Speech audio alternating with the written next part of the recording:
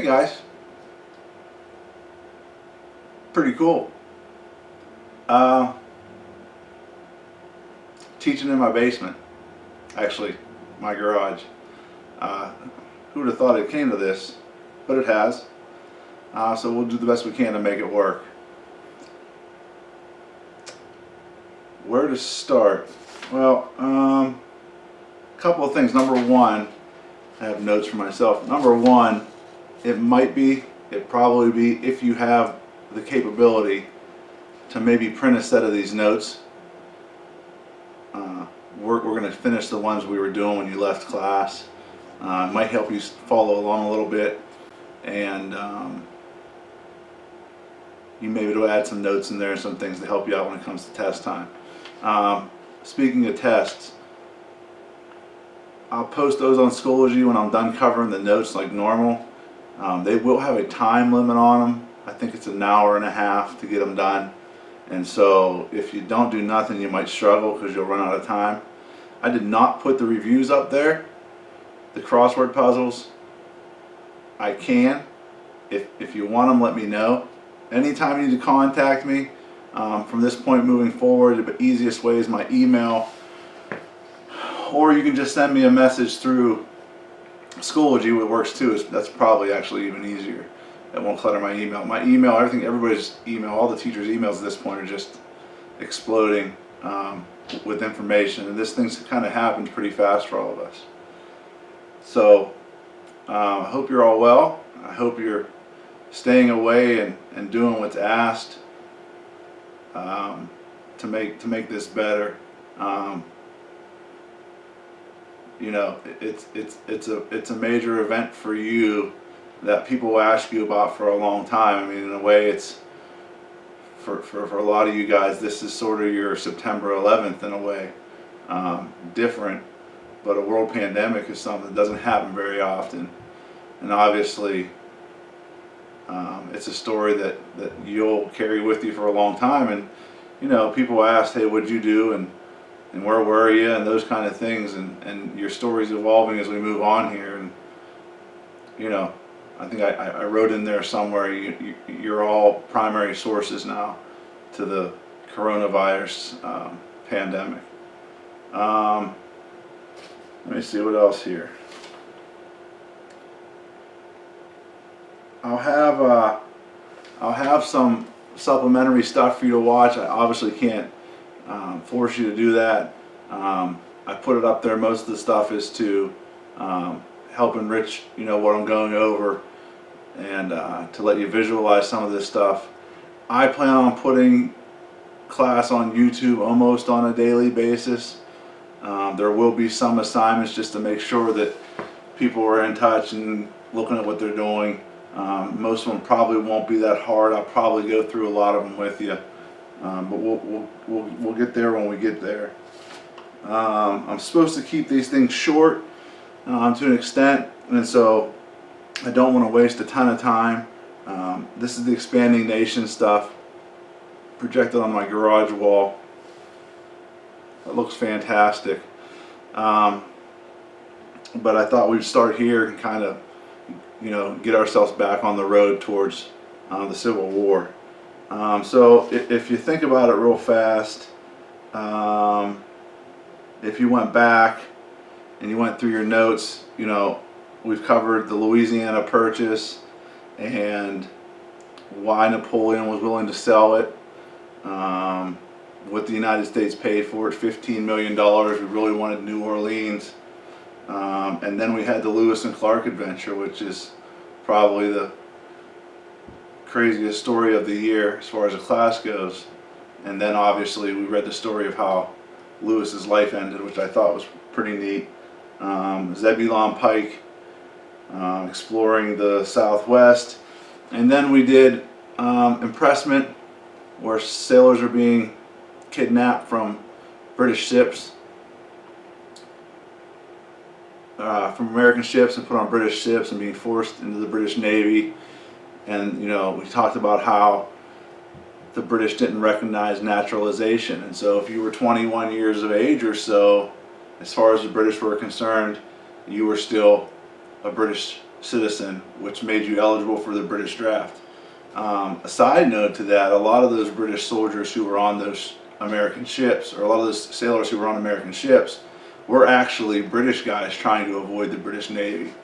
And so they may have had a little bit of a good reason for stopping and seizing some people. I mean, you could make that argument, but ultimately Americans are getting caught up in this whole thing too. In addition to sailors being impressed by the British Navy, we also had a problem with Indians on the frontier who were being aided by the British and were being encouraged to attack white settlers. And you know, we have the rise of Tecumseh, one of the few Indian leaders who has the capability of organizing multiple tribes to resist white encroachment. And Tecumseh becomes a real problem. William Henry Harrison obviously goes after him and destroys a lot of his power by killing his brother and destroying his tribe. But ultimately you have the British harassing you, and when it comes down to it, you have a lot of people in the South and a lot of people in the West, Kentucky, Indiana, Tennessee, who are really going to start to push the president to declare on the war on the British. And ultimately his excuse is going to be that whether you want to admit it or not, we're already there. And so, like I said, this is all stuff we covered. The United States declares war for the first time in 1812, and you get the War 1812, which most people think is considered the forgotten war, right? We know already, because of the Industrial Revolution, no one's going to win. The war goes well for the United States early on. Checking my time. Goes pretty well for the United States early on, and especially at sea. The war is mostly along the Canadian border. This is all kind of stuff we've covered. But you have to keep in mind, one of the reasons the war is going well for the United States is that Britain's at war with France. And once that war ends, it's not going to go so great. And eventually it does. And I think most of us left off right around in here in 1814. Obviously the French lose, and the British bring the whole might of the British Empire to America. And seeing how most of our troops are in the Canadian border, when they land and come out the Chesapeake Bay and land, come out the Potomac and land outside of Washington, D.C., there's very, very little resistance that comes from the Americans. And they march on Washington, D.C., and as you know, so I think most of us saw this part, they burned down the Capitol, they burned down the White House, they burned down the Library of Congress. And then I posed the question to you, and most of you didn't get the end of it. And I asked you, a lot of people in America today would say that God loves America best, and I was going to prove it to you. I don't think I'm going to see you at school anytime soon, so I'll tell you the story. And so the second day that they're there, the White House is burned down, the Capitol is burned down. That British Army, who is in Washington, D.C., the weather starts to get bad. And out of the blue, a tornado, a hurricane hits Washington, D.C. And this British Army gets stuck in a hurricane. And after the hurricane kind of hits and knocks them around for a while, tornadoes rip through the British Army. And if that's not proof that God loves us more than everybody else, I don't know what is. I mean, how often does a hurricane hit Washington, D.C.? The answer is never. How often does a tornado hit Washington, D.C.? The answer is never. How often does a tornado and a hurricane hit Washington, D.C. on the exact same day? And so this army gets beat up pretty bad by being stuck in the open by this hurricane and these tornadoes, and they're going to retreat back down to the Potomac. They'll move on to Fort McHenry in Baltimore, and in Fort McHenry, the guys inside the Fort McHenry, which guards the entrance to Baltimore Bay, are going to refuse to surrender. The British will bombard Fort McHenry for 25 hours straight, and the guys inside will refuse to give up.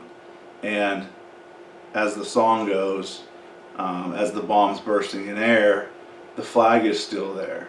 And the guy that I'm sure you've all heard of, Francis Scott Keys, is going to be on a boat in Baltimore Harbor, and he's going to experience the whole entire thing. He's going to write essentially a poem that's turned into a song, which today is the Star Spangled Banner, which most of us know. It is weird to think, though, that anytime you go to a sporting event or the Olympics and someone from America wins the gold medal, that we sing a song about the British bombing the crap out of a fort and not giving up. Pretty good idea for a national anthem. But that's what we use. I'm at 11 minutes. I don't have any assignments for you today. But when I come back tomorrow, we're going to do the Battle of New Orleans, which is one of the most fun things that we usually do in class. And there's a lot that goes with it. Please do me a favor. Please try to spend 5-10 minutes, go through your notes. A lot of this stuff is highlighted for you already. It'll help you on a test. There's still a lot to do in this unit. Like I said, this is a test run. I'll load this thing on the computer, see how it looks, see how it goes. We'll get through this together. Good luck, and I'll see you probably tomorrow. We will get by.